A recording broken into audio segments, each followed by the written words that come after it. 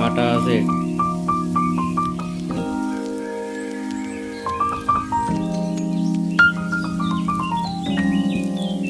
Hello friends, কেমন আছো তোমরা সবাই? সবাইকে গুড মর্নিং জানিয়ে আজকে একটা নতুন ব্লগ শুরু করছি। সকালবেলা থেকে আজকে ব্লগটা শুরু করছি। একদম সকাল বলতে এখন মোটামুটি 6:45 মতো বাজে। তো সকালবেলা উঠে দেখো আমার রান্না কতটা এগিয়েও ফেলেছি।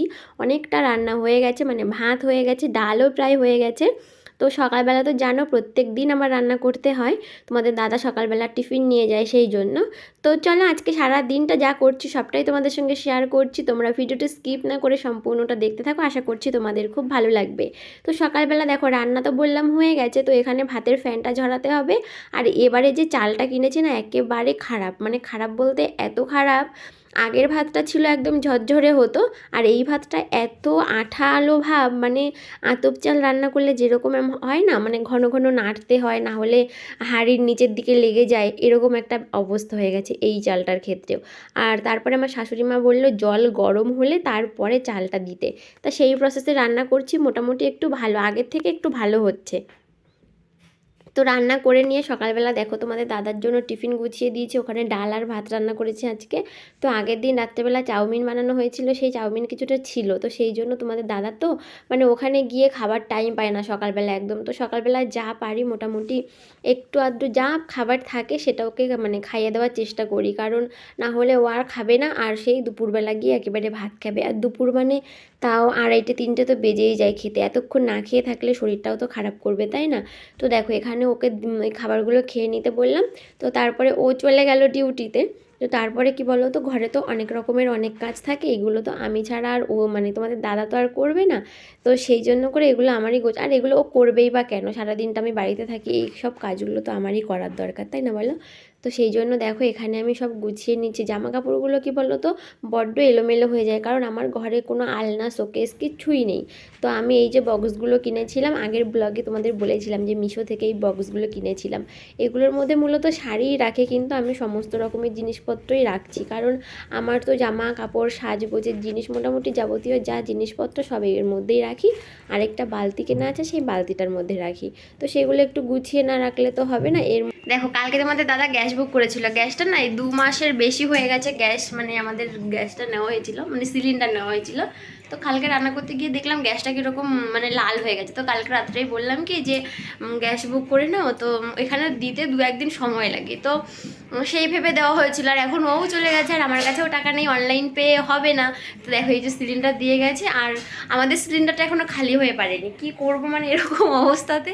পাশের ঘরে একটা দিদি আছে, তো ওই দিদির কাছ থেকে খালি সিলিন্ডার নিলাম, টাকাও নিলাম, সব কিছু নিয়ে তারপরে আমি এখানে সিলিন্ডারটাই দেখো নিলাম। তোমার দাদাকেও ফোন করলাম, আর তারপরে এখন ওই দিদির কাছ থেকে টাকা নিয়ে আমি সিলিন্ডারটা আপাতত নিলাম। আর এখন আমি একটু ডিম ভাজবো বলে এখানে পেঁয়াজ কুচিয়ে নিয়েছি, দেখো পেঁয়াজ কেটে নিয়েছি। এখন ডিম ভেজে তারপর দুপুরবেলা ভাত খাবো। কীরকম একটা টেনশন হয়ে গেল যেন, তোমাদের দাদা নেই বাড়িতে, টাকা কোথায় পাবো? তারপরে অনলাইন পে করলে তাও আমি দিয়ে দিতে পারতাম, আমার কাছে একদমই ক্যাশ নেই। তো সেই জন্য করে ভীষণই সমস্যা হয়ে গেছিলো। তো তারপরে তোমাদের সঙ্গে কথা বললাম। তো দেখো স্নান করে চলে এসেছি, তার মধ্যে আমাদের এখানে জল চলে এসেছিলো। একদিন ছাড়া একদিন জল আসে, আর ব্যাঙ্গালোরে জানো সবাই যে জলের ভীষণ প্রবলেম। তো একদিন ছাড়া একদিন জল আসে, আর এই জলটা ধরে রাখতে হয়। আবার অনেকে ধরে রাখে, আমি যেমন ধরে রাখি না, কারণ আমার ঘরে রান্নাঘরে একটা ছোট্ট ট্যাঙ্কি বসানো আছে। আর তাছাড়া এমনি মানে ছাদের উপরে বড় ট্যাঙ্কিও আছে, সেখানে জল স্টোর করে রাখা হয়, সেগুলো ডেলি ইউজ করা হয় আর কি। তো রান্নার জলটা না আলাদা করে ধরে রাখি, কারণ ওই যে ট্যাঙ্কিগুলো তো সচরাচর পরিষ্কার সেইভাবে করে কি না তো মানে জানি না। তো সেই জন্য করে রান্নার জলটা এই ছোটো ড্রামটাতে, 2টো ড্রাম আছে, সেই ড্রাম দুটোতে ধরে রাখি। আর একটা বিন্দি কেনা আছে, তো সেই বিন্দিতে মোটামুটি একদিন ছাড়া একদিন আসে, তো অসুবিধে হয় না। অসুবিধাটা কখন হয়, যখন ওই একদিন ছাড়া একদিনটাও না আসে, মানে 2-3 দিন যখন গ্যাপ হয়ে যায় না, তখনটাই সমস্যা হয়, তাছাড়া এমনি সমস্যা হয় না। তো আমি এই বাড়িতে আসার পর থেকে এখনও জলের সমস্যা সেইভাবে আমার মানে পড়তে হয়নি জলের সমস্যায়। তো আমার ননদদের ওখানে ভীষণ জলের সমস্যা হতো আগে, বাট এখন আর হচ্ছে না, এখন ওদেরও প্রবলেমটা কমে গেছে জলের। তো সেই জন্য দেখো এখানে রান্নার জলটা আমি ধরে নিচ্ছি। আর রান্নার জল ধরতে গিয়ে আমি একেবারে ভিজে গেছিলাম, কারণ এই যে পাইপটা দেখতে পাচ্ছ, এই পাইপের না জয়েন্ট আছে, 2টো পাইপ। তো দেখো দুপুরবেলা এখন আমি এই যে খেতে বসেছি, গ্যাসটা নিলাম, এই যে রেখে দিয়েছি, তারপরে ডিম ভাজলাম। তো ডিম ভাজতে গিয়ে দেখি কটা পান্তা ভাত রয়েছে, তো ভাবলাম ডিম ভাজা দিয়ে তাহলে একটু পান্তা ভাত খেয়ে নিই, আর ডাল দিয়ে ওটা গরম ভাত খাবো, তাই এখন নিয়ে বসেছি। তো চলো খেয়ে দিয়ে নিই, তারপরে তোমাদের সঙ্গে আবার কথা বলছি, দেখতে থাকো। দেখো স্নান করে ভাবলাম কি একটু ঘুমাবো, তার মধ্যে বৃষ্টি চলে আসলো। এই যে জামা কাপড় সব তুলে নিয়েছি, বৃষ্টি চলে এসছে। আমার ঘরের সামনে এত বড় একটা পাঁচিল দেখো, আর ওই দিকে অতটা পাঁচিল নেই, ওই দিকটা ফাঁকা। এই যে আর ওইখানে এত বড় একটা পাঁচিল। এই যে আমার ঘর, এই যে চটটা টাঙিয়ে দিয়েছি, জল আসে এখান থেকে।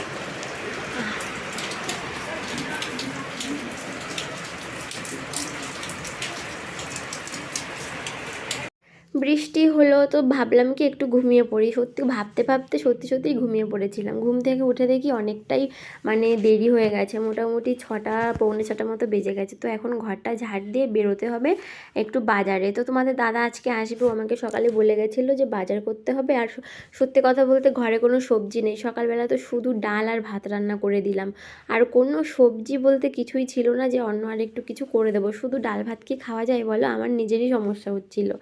তো তাই জন্য করে ভাবলাম যে বাজার তো করতেই হবে। তো তোমাদের দাদা বললো আজকে বৃহস্পতিবার আছে, আর এখানে বৃহস্পতিবার করে অনেক দোকান খোলে, অন্য দিনগুলোও খোলে, কিন্তু কি বলো তো বৃহস্পতিবার দিনটা একটু বেশি। তো দেখো রাস্তায় বেরিয়ে পড়েছি, এখন ছাতা খাটিয়ে যাচ্ছি, বৃষ্টি পড়ছে ঝিরিঝিরি। সবাই বাড়ি থেকে বেরোলাম, একটা বাজারের ব্যাগ নিয়ে নিয়েছি এই যে। আর এই যে রাস্তা দিয়ে হাঁটছি, রাস্তায় তাও দেখো কত গাড়ি।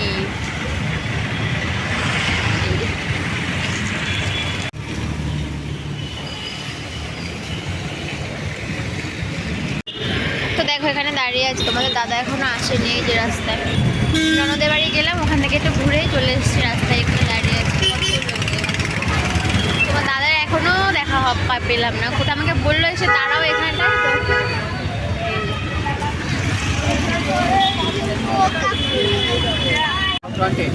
তো চলো চলো।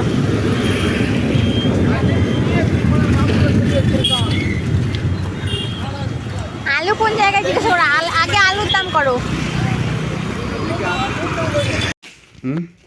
ভালো হচ্ছে না, ধান দিয়ে ভালো হয় না।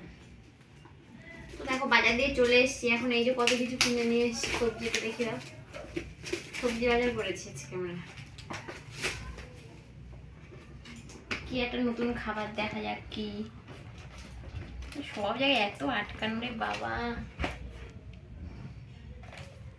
এটা রে ব্রাউনি বলে মার, উল্টা পাল্টা শুধু না, দাঁড়া চলে নিয়ে আসি।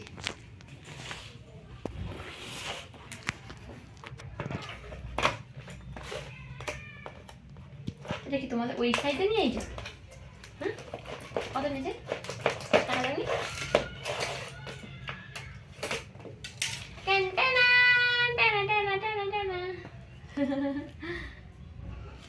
কি আলু এর মধ্যে এগুলো,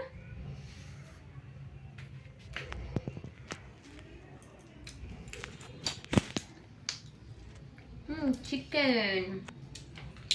দেখো আমরা ছবি তুলবা। তো দেখো কত বাজার করে নিয়ে এসেছি, এর